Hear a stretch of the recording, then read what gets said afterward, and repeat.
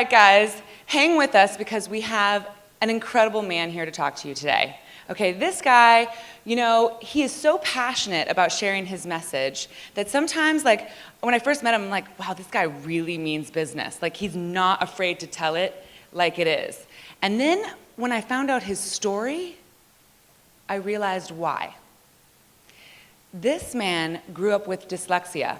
He didn't know how to read or write, and he spent every day in school feeling absolutely stupid.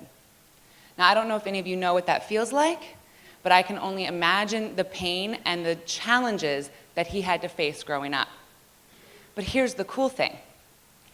He discovered a different type of intelligence.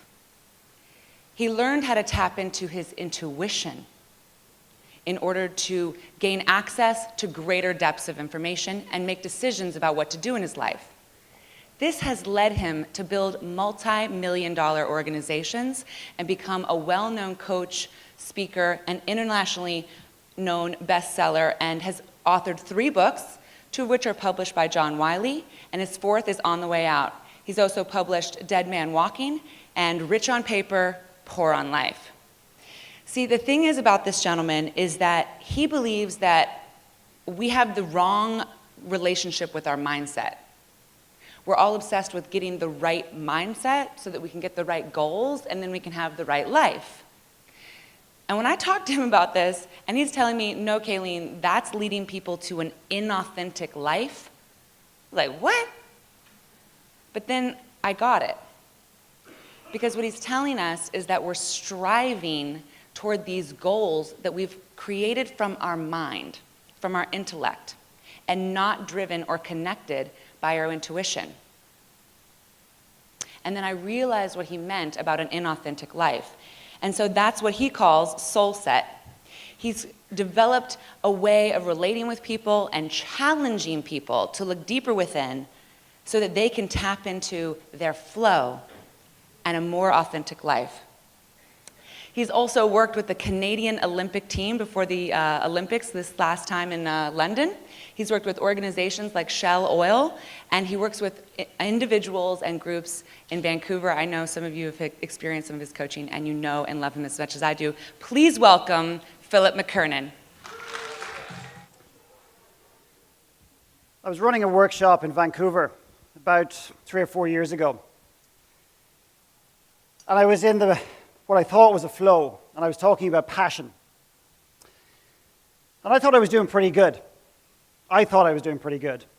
Until this girl puts her hand up and she says, you know, Philip, I get all this passion thing. But she says, I've lived my passion, and I'm sitting before you, I'm broke, and I'm miserable. Not kind of the thing you really want to hear as a speaker when you think you're doing pretty good. So I said, okay, so what was your passion? She said, soccer, football as I would call it. So I was thinking, well, you know, who did you play for or who did you play with? She said, my country. And if anybody knows anything about Canadian soccer for women, it is extremely high level. So I says, where does football or soccer fit in your life right now? And she says, I'm not involved in any capacity in football right now. That's the first piece of information that I took in.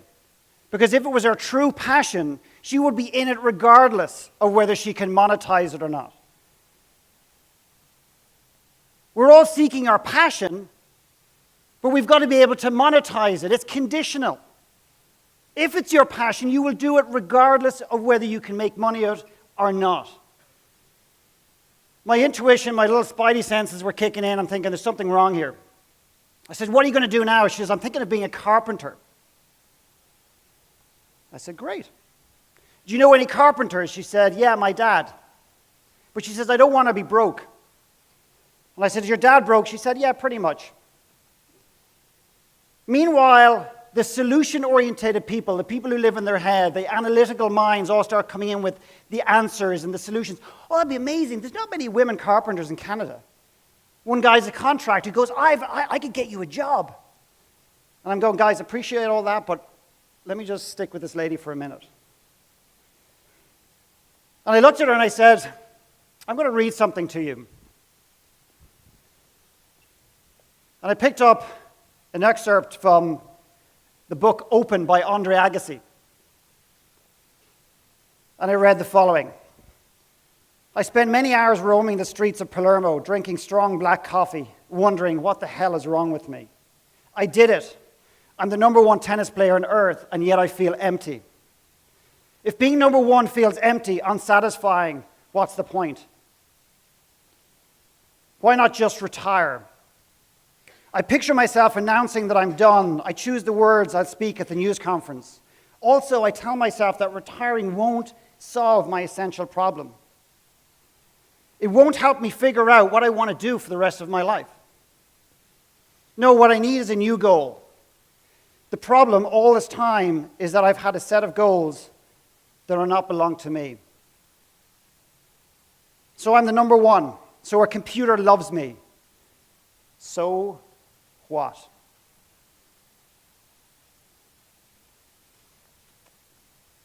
Almost immediately, a guy sitting in the front gets quite angry and irate, and he goes, yeah, but hang on a second. Andre Agassi retired with 30, 40, 50 million in the bank. This girl just said she was broke. I said, I'll come back to you in a minute, Mr. Angry. So he's got his own issues going on, which we dealt with later on. And I went back to her and I said to myself, I just couldn't get it. I was feeling something and I didn't know what it was. And I said, how's your relationship with your father now? And what she said was, it's good now. More information. I said, why is it so good now? She said, well, I started to get into real estate and invest, and I can kind of talk to him at that level. And I was, God love this poor girl. She's got to go and study real estate just so she can converse with her father. I said, when you got to the World Cup, when you played for your country, when you played that final game and you met your father, did you hear the words that you desperately wanted? And she's looking at me and says, I am proud of you, or I love you. She put her head down. She completely broke down. I created a lot of silence, and I just let her go. She just cried and cried and cried. And when she lifted her head, she looked at me and she says, I fucking hate soccer. I fucking hate soccer. I hate what it has done to me. I hate the fact that it has brought me away from the very thing that I want to do. And I hate the fact that it has kept me from the very man that I'm seeking approval from today.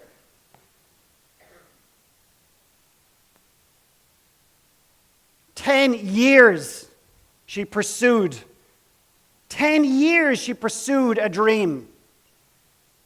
And that day turned into be quite famous, and I mean famous not in a global sense, but within my community, because I talk about it as someone else's life.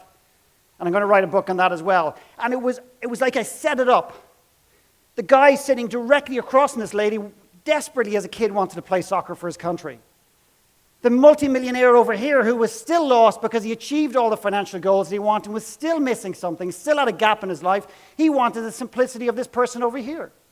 The chiropractor and business owner who wanted the 4,500 square foot in North Vancouver worth 1.5 million so he can house his 2 little kids because he feels so inadequate and because he had a tough childhood and because he wants to make sure that they don't go through that. But he's not even present with them because he's so worked up and he's so distant, and when he's physically with his family, he's mentally somewhere else.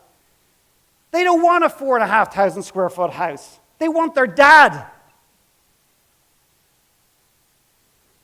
And the person sitting across here got the 4,500 square foot, and they're going, you've no idea. Your rationale and your motivation for this is wrong. I went to the Olympics. I'm the guy that should never have stood on this stage. There's every reason I should not be here. I am so unqualified in many, many, many ways. I've got no background in education, and yet the Canadian Olympic team got me in from outside because I'm the only non-kind of professional they've ever worked with. I went to London, and yes, I was wined and dined. I got behind the scenes and everything else. But what I discovered in London, apart from working with these amazing athletes, Most of them don't even want to be there. They're doing it for all the wrong reasons. When I was in the Canadian Embassy and I was meeting the parents, I went up to 2 fathers. And I said to them, I said, you must be very proud. What is it like? I mean, I'm shit excited. I mean, I'm only a tiny, tiny cog in the wheel here. This is your son. What is it like to come to the Olympics and watch your son represent Canada? The first father goes, yeah, well, he could have gone faster, couldn't he? Swear to God. I'm thinking, okay, and I've learned not to judge, although that was a challenging one. Maybe I lie. Maybe there was a bit of, he's an asshole in there somewhere. And then I went to another father, and I said, this, and I wasn't shocked or surprised. I went to the next father, I said, what are you, your son? I mean, this must be extraordinary. He goes, it's like going to any other race. And these 2 big, powerful athletes crumbled in front of me. Now, I don't mean they physically bent over, but emotionally, it was like they got their stomach punched. I've called this talk the Authenticity Code because I fundamentally believe I have cracked the code. And by the way, that sounds really exotic. It's really simple. Everything I do is simple. I take common beliefs, common philosophies, I sit with them for years, maybe I'm a bit slow, and then I filter them through my own body, through my own life, through the clients I work with, and then I come out the other end and see what's going on. And here's what I fundamentally believe. Harvard or Oxford or somebody has proved that our greatest fear is not actually death, it's not spiders, it's not being buried alive, it's actually public speaking. And I heard that years ago, and by the way, I was always nervous, whether it's 1 person or 1,000 people, I always want to puke before I go on stage. But I sat with this and I said, that doesn't make sense to me. So I stand up here and I'm nervous, my greatest fear, and I go, well, why am I nervous? Why am I scared? And the next level below that is, I'm afraid of making a mess up, I'm afraid of doing something wrong, I'm afraid of offending you, and so on and so forth. And I said, that wasn't deep enough. So I went lower again. I said, so what does that mean? I'm afraid, essentially, that you will not like me. And what I believe fundamentally at the core is that our greatest human fear in the world is that we will not be loved. And it runs so deep within us, so deep, so far down within us, most of us are unaware of it. We will actually travel the world, physically push ourselves, emotionally keep ourselves away from relationships, sacrifice our social life, our financial life, just so we can go to the World Cup and hear the words, I love you, or I am proud of you. I've seen it, I see it every single day. Because the world is talking about being authentic. It's a cool, sexy word. Let's all be authentic. Cool. Most of us haven't a clue what it is. It's so challenging to be authentic on the surface because in a world that's trying to conform us, in a world that doesn't want us outside the box, as Vishen talked about, in a world that does not want us to change. But we're missing the critical step before that. Is who is my authentic self? Who the hell am I before the greatest fundamental challenge in the world is figure out who are you? Who am I? Because at the age of 10 years old, if not before, we're in the playground and we want to fit in. So we pick up a little mask and we put it on to be cool, to fit in, to be in the group. And then we go to college, or we don't, as the case may be, and then we pick up another mask and we put it on. And then we go to a corporate company, we pick up another mask and we put it on. Maybe we take one off and we put another one on. And suddenly we get an awakening, whether it's at A-Fest or somewhere else, when we're 20, 30, or 40, or 50, or 60, or whatever it is, and we go, yeah, I'm going to be authentic. Cool. We're never taught how to take the masks off because we don't even know they're there to begin with. I had a client one day, and he turned up at the first weekend. And he was going to arrive in this workshop with the usual bullshit that I hear all the time. What are you here for? Oh, work-life balance. But he got so inspired by the vulnerability, which is the only real way you can deepen any relationship in your life. Try telling that to the corporate sector, who don't want to really grow their people. They want to grow their people conditionally. That's another little pop, but anyway, I'm sorry about that. So he gets so inspired by the vulnerability, the real vulnerability in the room, that when it comes to him, I said, why are you here? What are you here for? what are you looking to get out of this? And he goes, you know what? He said, with this mask on, I'm confident. I'm a good dad. I'm a good father. I think I'm a good son. I don't worry about the past. I'm not that worried about the future. With the mask off, I don't think I'm a particularly good dad. I worry about the future. I'm not particularly confident. And I don't have a whole lot of peace of mind. I know a lot about masks. I wore a lot of them in my life. I also dressed up as a goddess the other night. That seemed like a really good idea at the time. And not just did I dress up as a goddess, I then got home to my room at 2:30 in the morning and decided to Skype my wife. Come to A-Fest, it will change your life. You will lose all credibility as a speaker. You will go home single, and then they'll put some ripped guy on the stage to make you feel inadequate. I'm joking, it's great. Guys and girls, do not underestimate the power of this. And most of you do not know, and I say that very respectfully, how this is actually driving you. Question: who are you seeking approval from today? Notice I didn't ask, are you seeking approval today? Write it down. Who are you seeking approval from today? Now, guys, I only have an hour, so don't write too many names, because many of you probably have a lot of names. I just want one name. Who are you seeking approval from today? And don't do the macho bullshit sitting there going, oh, yeah, no, there's nobody. You've heard this kind of thing before. You have dealt with all that. I've never met a human being, ever met a human being, that is not seeking approval from somebody. I promise you.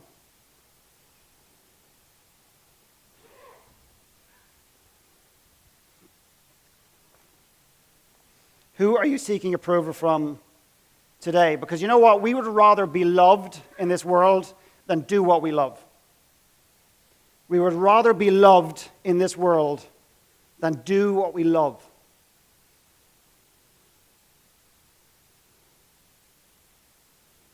Who are you seeking approval from today?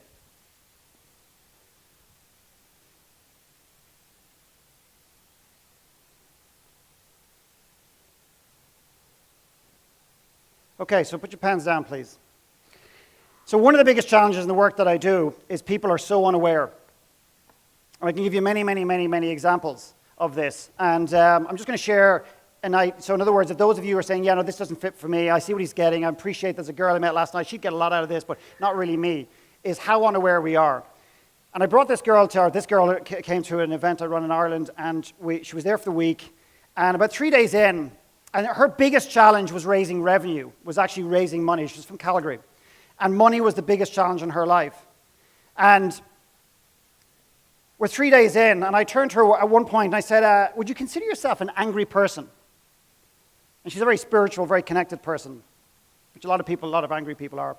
And she looks at me, she goes, no, Philip, no, I appreciate that, you do your work, and I've witnessed it's very good, but no, you're actually way off. You're way off. And I said, really? She goes, yeah, no, I'm angry. No, I'm very connected and do a lot of yoga, and no, I'm not angry at all. The venom that came out of this woman's mouth the following day not just frightened the shit out of most of the people in the room, but her. And I looked at her, and again, my little spidey senses were going on, and I said, you know what, I don't think you want money in your life. And of course, that really pissed her off, and she got really angry. And fast forward, I won't give you the big long story, but she looked at me and she said, I actually hate money. And not just did she hate money, she hated everything about money. She hated people who wanted money. She hated people, and I'm talking hate. I'm talking like this was old and deep for her. So she didn't respect people who wanted money. She didn't respect people who had money, had a value in money, and so on and so forth. So not just was it affecting her business, it was affecting her relationships. And she was completely unaware. She was 44 years old. She's intelligent. She's smart. But she's just unaware of aspects of her life, as indeed I am today. So I said, how does that work out with relationships when you meet a man and he actually values money, wants money, or has money? How does that work? And she goes, well, now that I have recognized this, not very well. I said, how does it feel to be in a room like this when you've got very wealthy people and so on and so forth in the room? And she goes, not particularly good. And then I took out the sledgehammer. And I said, how does it feel for a woman who paints, which is an expression of your soul? And you have to take this expression of your soul and bring it to someone and ask them for the very thing you hate, for the very thing that you love. And she just bent over like this and just like died on the spot. 44 years, and she was completely unaware. There was another person at a retreat I was running, and I believe that we give ourselves what we feel we deserve in life. So I can think I'm a good person, but ultimately I mightn't feel I'm a good person. I think I'm overweight. I think I'm underweight. Or I can say I'm not, but actually what do I feel at the core? We give ourselves what we feel we deserve. And I looked at this woman, and her life was showing up pretty poorly in many aspects of her life. And I said, where would you be in your self-image, your self-worth, on a scale of 1 to 10? She said, 9. She says, what about you? What do you think, Philip? And I went, 3. She looked at me, she goes, that's funny, because the first number that came to my head was 2. I believe, and as outrageous as it sounds, and as ignorant and as rude as it sounds, most human beings walk this earth not having a very high opinion of themselves. And I mean very poorly. They carry shame and regret and guilt and anger and all sorts of different things, and yet on the surface they're talking a great game. They're reading the books and they're wondering why it's not showing up in their lives. Let me ask you again. I want one name. Who are you seeking approval from today? Let me give you a clue, and this is why I'm coming back to this. There might be one person that when you even he or she enters your brain, you go, no, I don't want to be seeking approval from them. They don't deserve that honor or that place in my life. But I want that name. Who is that one person that you're still seeking approval from today, irrespective of whether you want it or not, or whether it's pissing you off or not? Please write it down.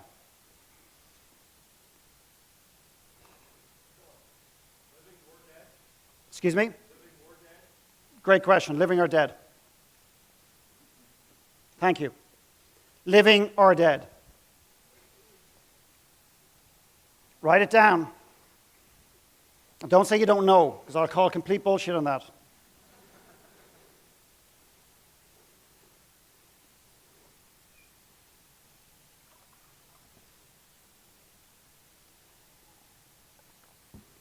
Okay, pens down, please. I have a fundamental, but I don't trust my brain. Don't trust my brain at all. I used to trust it for years. I don't trust it anymore. It's not my truth. It's what the world pours in, and it's my beliefs, and it's all that other stuff, but I just never trust my brain. But I want to read something to you by Albert Einstein. I quote, "The intuitive mind is a sacred gift, and the rational mind is a faithful servant. We have created a society that honors the servant and has forgotten the gift." The intuitive mind is a sacred gift, and the rational mind is a faithful servant. We have created a society that honors the servant and has forgotten the gift. I don't agree with that. Sorry, Albert, it sounds sexy, but I don't agree with you. There's no such thing as an intuitive mind. There is no such thing as an intuitive mind. This is where your intuition comes from. And then you might go to your computer and open it up and filter it through there. But what most of us are doing is we're walking around this world with our laptop on our head, and the wireless is turned off, so it's not connecting to our intuition. So we're living it from here, and there's nothing worse than living a life up here. I wrote a book recently called Dead Man Walking. You may as well be a corpse. There's very few other things that are worse in this life than living in your head. Maybe unless you're living in your head and also living in Idaho. But I'm sorry, I mean, you've been insulted once. Let's just do it again.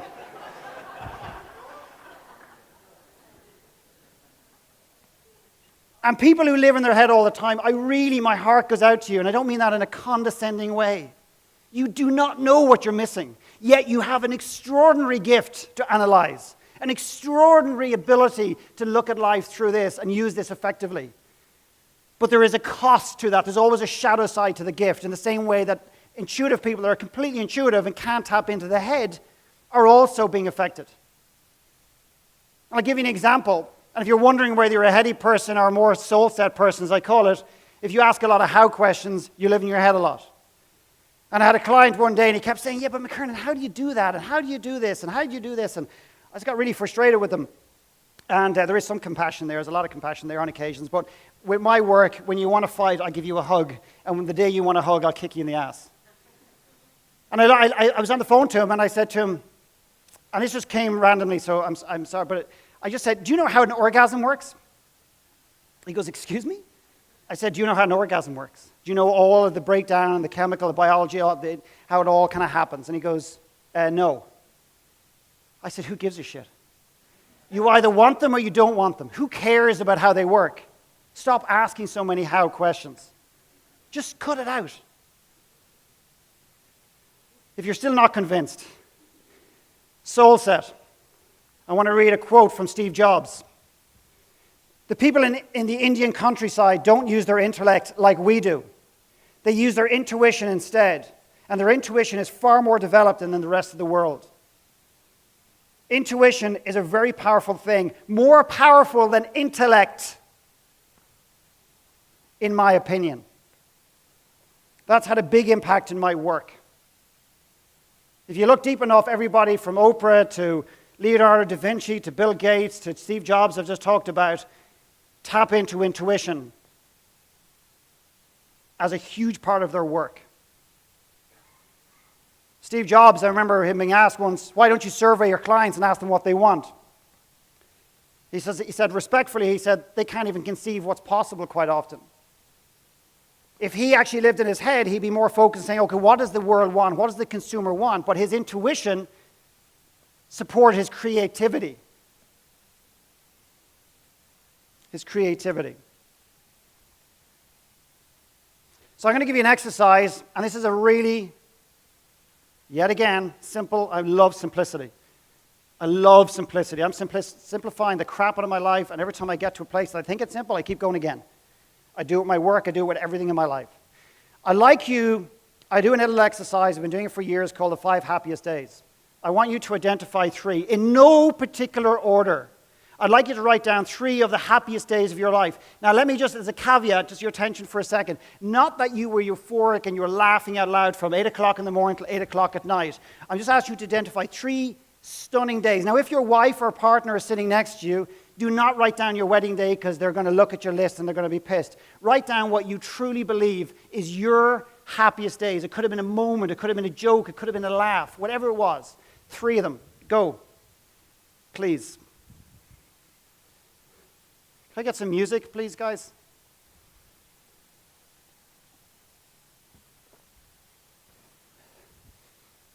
I just want 3 of your happiest days.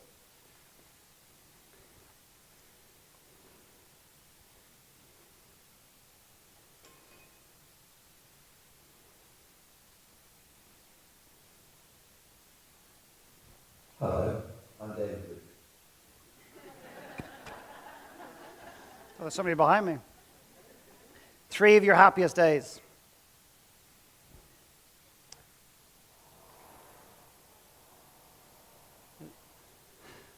Is that just, am I the only one hearing those voices? Okay, guys, pens down, thank you. You got 1, you got 2, you got 5, whatever. Just please put your pens down because the next piece is important. So I did this exercise. I was creating a talk called The Pursuit of Wealth and Happiness. And by the way, on a side note, I want to bore you with my story, but I went through the greatest economic growth of any country probably in our lifetimes, and that was the Irish economy, where it went from the poorest country in Europe to the second wealthiest country on the planet over a period of 10 years, which is a sneeze in history and economic times. And I watched a nation of my fellow countrymen and women, including myself, chase the money, assuming that it would make us happy. A lot of people think I'm the anti-money guy. Bullshit, I'm not anti-money. Most of my clients actually buy, it's indirectly are making a lot more money. It's a byproduct of what I do. And irrespective of what our business challenges are, 90% of it is personal growth, in my opinion. 90% of it at least. And I remember sitting down with my wife to do this exercise, and it was just really simple. But here's where the magic comes in. Is you create your 5 happiest days, and then what you do is you do it with your family. You do it with your kids. And what you'll find is little Joey His happiest day was the day he went to Disneyland. And Sarah over here, her happiest day was when she was with Mom having a picnic and they just did daisy chains or whatever the hell it was. And you get to understand actually what turns them on and what gets them going and what juices them up and it's just so simple. But the magic goes deeper than that. When my wife and myself came together in the room, we said, okay, let's share. I said, you go first. And she said, my wedding day was my number one. And I said, cool. She says, what was your number one? And I said, it was my stag party, or my bucks party, whatever you call that. Not because we went pole dancing, lap dancing, bungee jumping, or anything else, because I took 25 or 30 guys to the west coast of Ireland, locked them in a little castle. I mean, literally, more or less had to lock them in. And then when we came out of there, we walked for about 10 or 15 kilometers to the local pub. And it was like a personal, I didn't run it myself, because they would not have listened to me at all that day. And some of the breakthroughs and some of the things happened were extraordinary. But here's the magic in this little exercise. I got in touch with how powerful that experience was, and it reminded me that actually that day was so impactful because it was my opportunity to give back to my friends who loved and supported me unconditionally my whole life. I'm 40 on the 17th of November, and I'm actually doing a workshop because I love my work. I'd rather die than actually give up the work I do.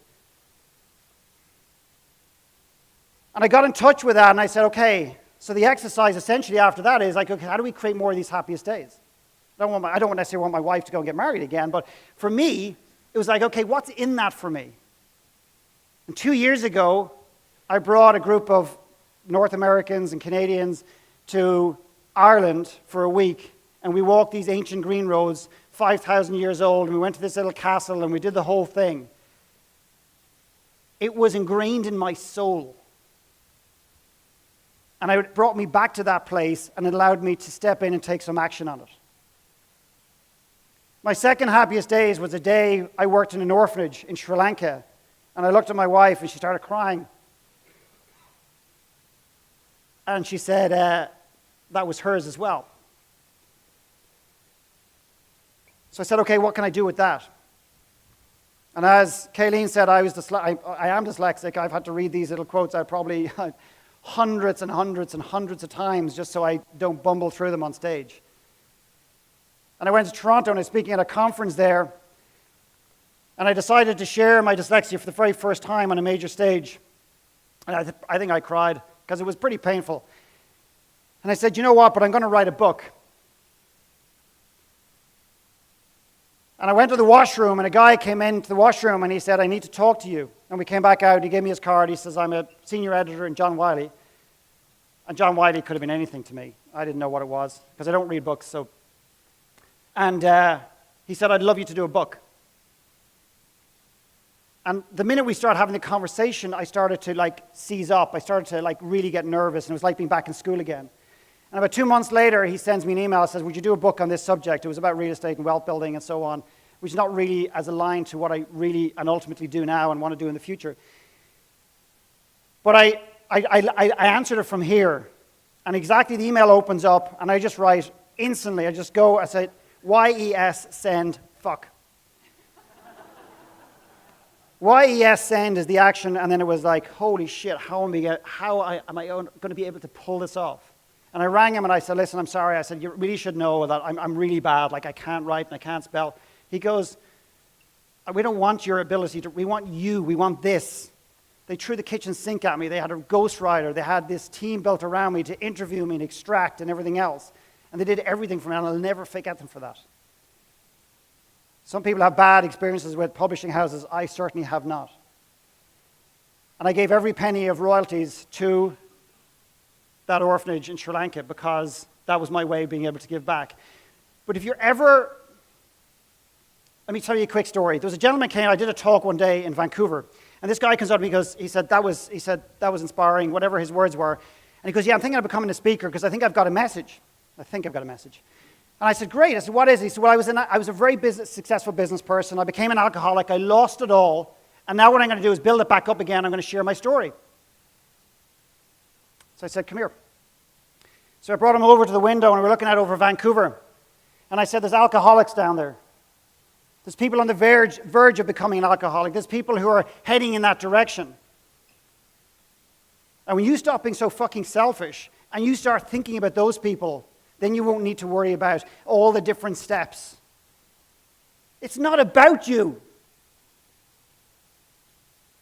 It's not about you. It's about the people that you can support and the people that you can help.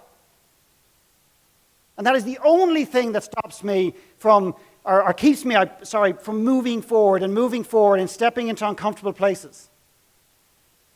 I am a master at one thing. It's the only thing you'll ever hear me say, ever, in that regard. Maybe that'll change in the future. Is I'm a master at one thing, and that is taking action. I am exceptionally brilliant at it. Does it always work out? No. But I have a statement or a quote that I use: in the absence of clarity, take action. In the absence of clarity, take action. If you're standing at a crossroads and you're going to take action, or you want to take action, or you need to, we're so caught up in our own stuff about how we will look and how people will see us and how they'll blame us and how they'll judge us. And here's my view: is just pick one. Doesn't matter, pick one. And if it blows up in your face, here's what happens. You get clarity. It didn't work. If it goes really well, well, cool. And the more you do it, the more your intuition guides you, and your stats go from maybe 20% hit rate to 30 to 40. I honestly believe my hit rate now is 80% of the decisions I make, 80% of my movement, 80% of my steps work. It also led me to go to Guatemala last week, because I have a vision for creating an event where I combine contribution and personal growth. And it was Jeff that inspired me to share this little story, and it was like, I'm going to go down, we're going to bring a group of people down to an orphanage, and we're going to do some really, really cool work with the kids, but we're also going to take some reflective time to see how is it actually showing up in your life, which I believe is the missing piece to most contribution. What does it actually mean to you?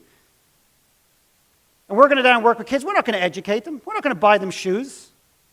We're just going to hold them. There's infants that are left in this room for 12, 13 hours a day, and they maybe get picked up once or twice to get their diapers changed. I just want to hold them and let them know that someone gives a shit about them, that they matter.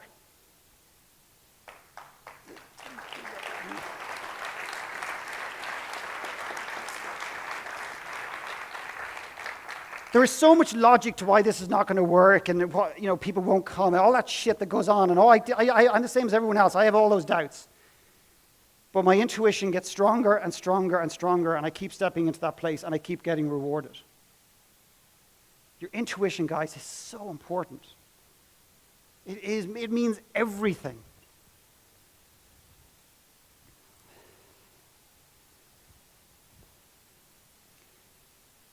Is there an area in your life that you're seeking clarity in right now? Raise your hand if there's an area in your life that you're seeking clarity in. And I appreciate there could be many, but I'm looking for one. I'd like you to write down what that area is. It could just be a word or a statement or one sentence. Don't write down the whole thing. Just write a word that represents that one area of clarity that you're seeking. And there might be lots, but just one.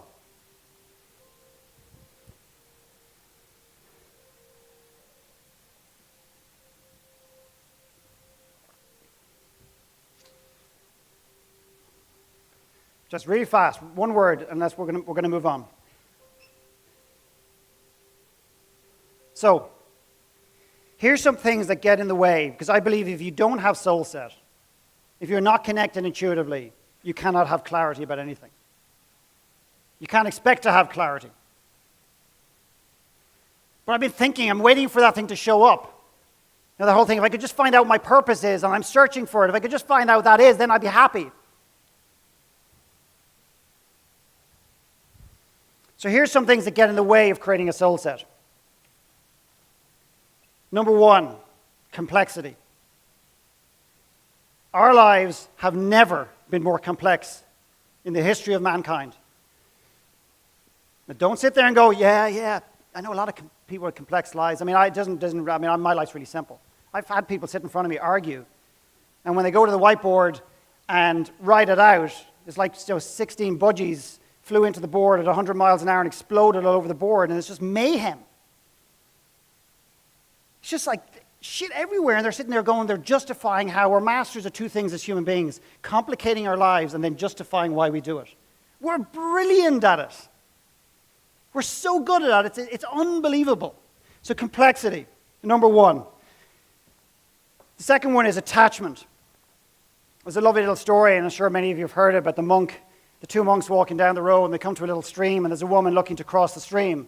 And the older monk picks up the woman and carries her across. And the younger monk's really pissed, and he gets back to the monastery, and he goes, what were you doing? He said, you know we're not allowed to touch women. He goes, I left her down the other side of the bank hours ago. You're still holding on to her. We hold on to attachments. We hold on to stuff like it's unbelievable. We hold on to our shit. Do you know what? We don't want to let go of our shit because you know what? It's comfortable in there. It gives us reasons not to grow. It gives us reasons not to stretch ourselves. It gives us reasons to stay in our box. Attachment is incredible. It's so, it just blocks you. And it sits here and it suppresses your intuition and pushes you up into your head. And of course, within these, there's lots of different things with them, but I'm just going to give you the top level stuff. Your story, your own individual story. There is nothing more magnificent in this world than your story. Yours and yours and yours and yours. Your story is the most magnificent story in the world because it's yours. It is the most magnificent story in the world. And if you do nothing else when you leave here, find somebody to support you on digging into your story, because the further, and I don't know who came up with this quote, but it's not mine, the further back you can look, the further forward you can see. When you go back to your past, I have a belief that, and a saying that the past, let's assuming this is the past has created the present, so everything you are today, every decision, every indecision, every thought, every piece of ability to get in touch with your intuition, everything you are today was created by your past. Your past has created your present, and your present is creating everything in your future. Everything. But why focus on the past, guys? Hey, what's the point? That's old. Some guy said to me, a lot of people get so pissed when I talk about their story. He goes and he says to me, oh, I've dealt with my past. I've acknowledged it, and now I'm moving on. I said, yeah, I can open the door to a complete stranger. I can acknowledge him and go, how you doing? And I can close the door, or I can invite him in for dinner and get to know him. You have no idea the magic that lies in your story. And there's shit there too. And the greatest growth is through our shit. And we don't want to go back because we're scared. You go back and visit your story. If you don't do it not with me. Find somebody that can support you to do that. I don't care who it is. It'll be magical, because you know what? If you don't, you're selfish. You're just selfish, because you know what? You're passing it on to the next generation. Whether you like it or not, I've had a very painful past. I don't want to deal with it. And, I've closed that door, and I've got 3 kids now, and I know I'm not passing on to them because I'm aware, even though I haven't ever dealt with it. And you're just passing your shit on to the next generation. It's all you're doing. You have a moral obligation to deal with your story. A moral obligation if you bring other human beings into this world and if you connect with other human beings. Your story. Goals. Jesus, don't get me going on goals. We have goals for everything in life. I'd like someone to raise their hand if they set a tremendous amount of goals. Just be honest, please. Raise your hand if you set loads of goals. Okay, the gentleman there in the white shirt. Can I get you up here, please? Don't worry, I'm not going to beat you up. Jesus, I'm definitely not going to beat you up. Look at the size of him. One flick and I'll end up in Tulum. I won't need the bus. How's it going? Great. Good to see you. I'd also like, is there anybody else that actually just raise your hand again? I'd like 5 other people. 5 other people. The gentleman here, the man there. Any women with their hands up? No? This lady down here, this lady here. Okay, that's it. Let's go. So, has everybody signed a waiver? Yeah. Ooh. So what I want to do, I've only done this once before, so bear with me. This is a 50 Shades moment. You don't need the mic, so you can put the mic down, please. Okay, so Mr. Goals, up here, please. So I'd like you to pick up your rope, which essentially is your life. As I said, I've only done this once before. No one died, so you're okay. So, you're his first goal. So I'd like to give it a little pull. His second goal. Somebody else. He looks strong. Anybody else want to come up? You're all scared now when you saw the rope, aren't you? Okay, come on, keep coming on. And I want you to get this, and I want you to pull. Now, before you pull too hard, what I want to do is I want to explain something. What is a goal? A goal is something that we want to attain in the future. Okay, so this is the future. These are all the goals that we want to attain in the future. And the more goals that we layer in, the more difficult it is to be present. So what I'd like you guys to do is start pulling. Now, don't kill the guy, but pull. Come on, pull hard, pull hard. Now, just stop there, stop there, stop there. Yeah, no, I'm living from an intuitive place, I promise. I mean, seriously, these goals are so aligned with my life.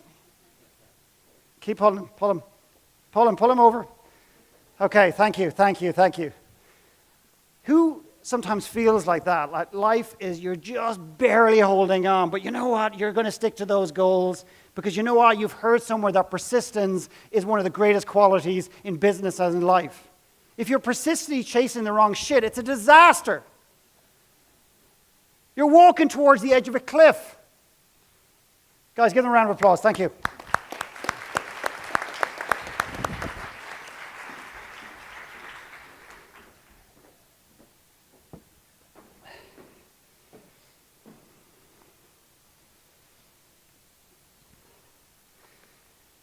The result, they're just some of the things that get in the way. Thanks, guys. The result when you don't create a soul set, in my personal opinion, is what you do in life is you play small. You actually play small. You think lofty goals, you think you want to change the world, you think you want to build a multi-million-dollar business, but you don't actually do it, generally speaking. So it forces you to actually play small when you live in your head, even though we all hear that this is the most powerful thing we have. I do not agree with that. I fundamentally do not agree with that. And if that contradicts some of the speakers, I don't mean to be derogatory or, confrontational. But the lovely thing about some of this is we're not here to agree with everybody else. We're here to have our own message. And then you guys can take what you need from that. Trust your intuition and lean into whatever it is for you. So just by the way, on the goals thing, I would really encourage you to stop goal setting for a while. Or cut loads of goals out of your life and just see what happens.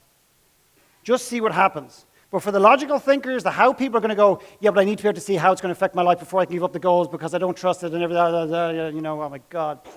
It's like, so just give them up. Just give them up for a while. Let go of the goals. Okay, just let go of them for a while. There's two things that stop human beings from doing something extraordinary. One is whether you can do it, whether you intellectually can do it. Well, I want to build a rocket to go to the moon. Well, but I'm not a rocket scientist. I don't know anything about rockets and so on and so forth. I can't do it. I don't have the intellect. I don't have the experience and so on and so forth. That's the obvious one. That's the one that we can get in touch with. That's the tangible one. But then there's one other one that's like a stealth bomber that we're completely unaware of most of the time, and that is, do I actually deserve it? Do I actually deserve this? Do I deserve to have the honor to stand on a stage? And for many, many, many, many, many years, I'm not that old, but many years, I didn't believe I had the right to stand here. That was the greatest block. I didn't deserve to stand on this stage. But it's like a hidden stealth bomber. Do I deserve the thing that I crave? Do I actually deserve it? I can tell you I've never met a human being, not one human being, that doesn't struggle with that. But again, almost every one of them are completely unaware of it. So don't sit there and say, oh, it doesn't affect me.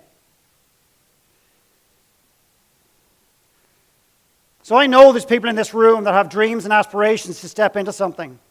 And I know that one of the excuses you're giving yourself is around money, around time. And I can tell you one thing, it's never about money, and it is never about time. The real block lies somewhere deeper. So what I'd like to do is read a poem to you from a gentleman called Alden Nolan. It's called The Seasick Sailor and Others. And I'd really love you to pay attention to this.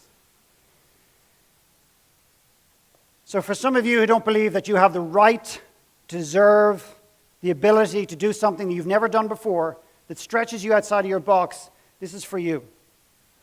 The awkward young sailor who is always seasick is the one who will write about ships. The young man whose soldiering consists of the delivery of candy and cigarettes to the front is actually the one who will write about war.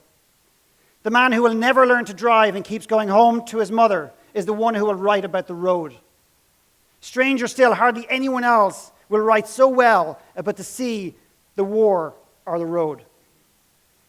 And then there is that woman who has scarcely spoken to a man except her brother and who works in a room no larger than a closet.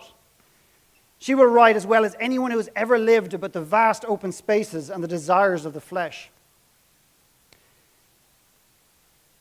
And that other woman who will live with her sister and rarely leave her village, she will excel in portraying men and women in society.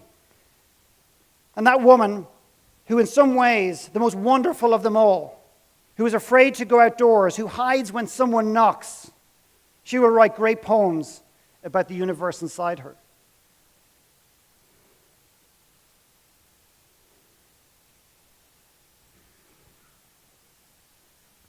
It's not our ability whether we can do it or not do it.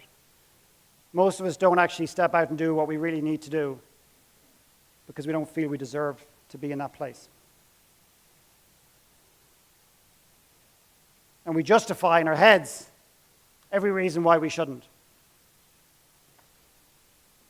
So I want to go back to your clarity piece. And what I'd like you to do is look at the thing you're seeking clarity on, and what I'm going to call, very respectfully, is bullshit. I have a fundamental belief, pretty bad business model, that every single human being knows exactly what they want to do for the rest of their lives. Every single human being knows within them the clarity that they seek. I have never been proved wrong on that, and trust me, it's not about being right in this business.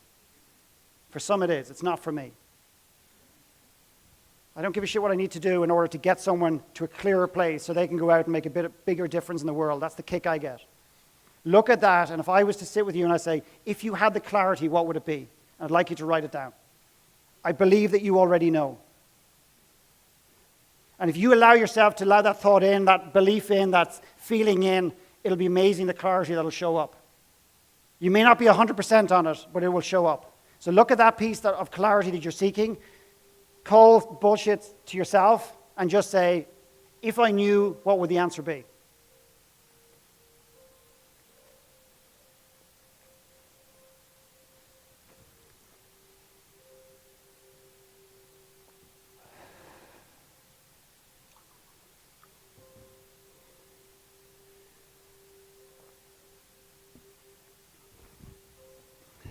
And if you're sitting there like this, you're in your head. The clarity's not going to come from here, guys. Okay, so some of you might have got a clarity, some of you may not, some of it whatever, but I suspect many of you will. Many, many, many of you will.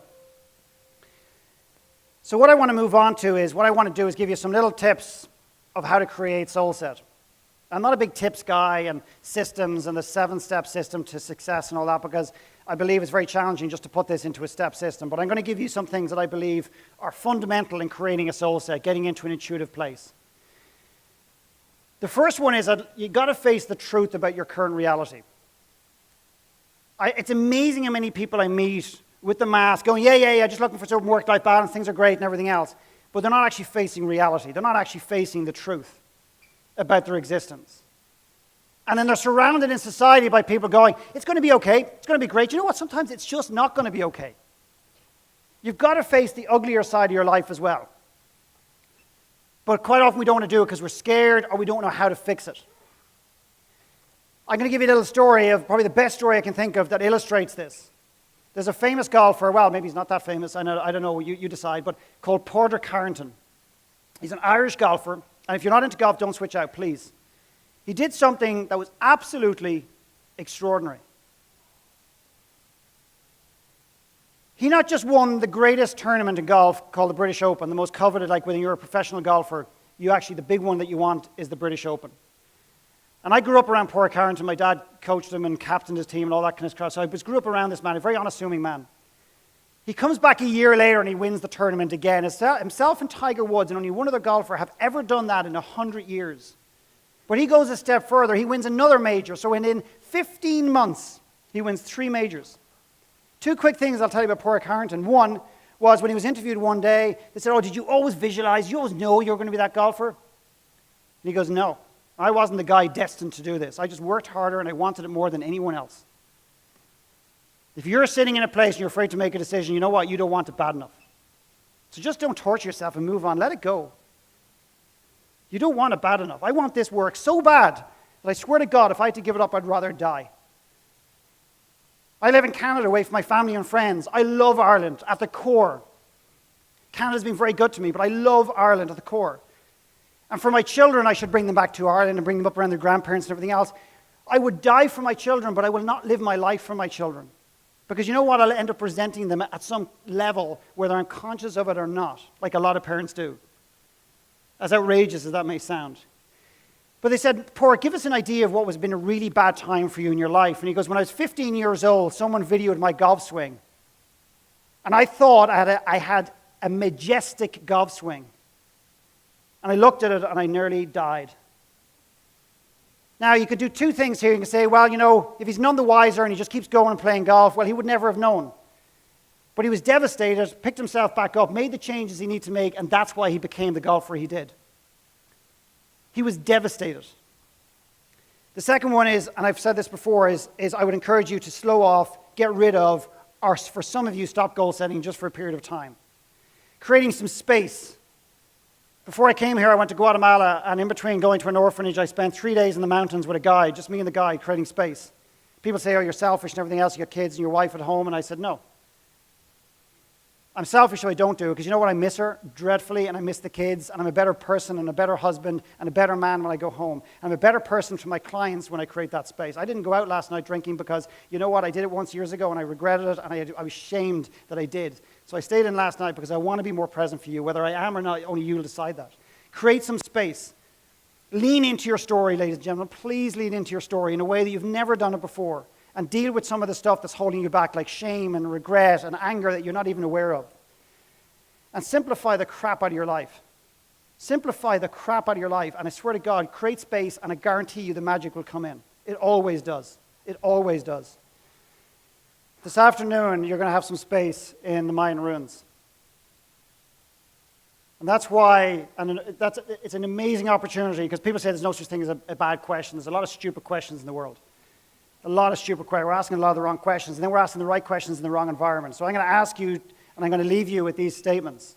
And I'd like you to consider and finish these statements. And when we finish the tour at some point, I'd like you to take some space on your own, not 7 or 8 of you together, and sit somewhere in an inspirational environment, and I'd like you to finish these statements.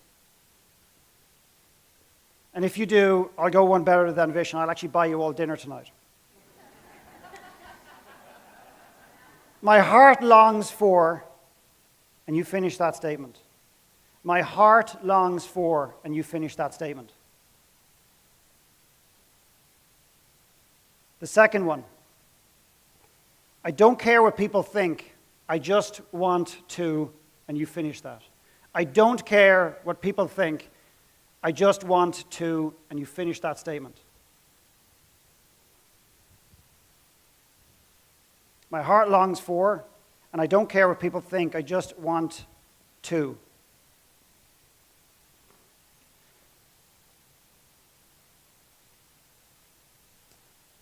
As Caitlin said, I'm writing a much bigger book at the moment, but this book, if anybody's interested in a little bit more about soul set, it's just a short ebook that I wrote, and I'm quite proud of it.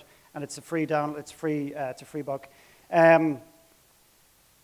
That's me. If anybody's interested in checking out what I do, and I'm going to leave you with a thought. And Johnny Cash's video there kind of alluded to it in some way. And that is the amount of people I meet all over the globe who will believe in God or their God like that, but will walk this world for 20, 30, 40, or 50 years never believing in themselves. Don't be one of those. Please don't be one of those. Because you may not feel you deserve it right now, but you know what? The world needs it right now. Thank you.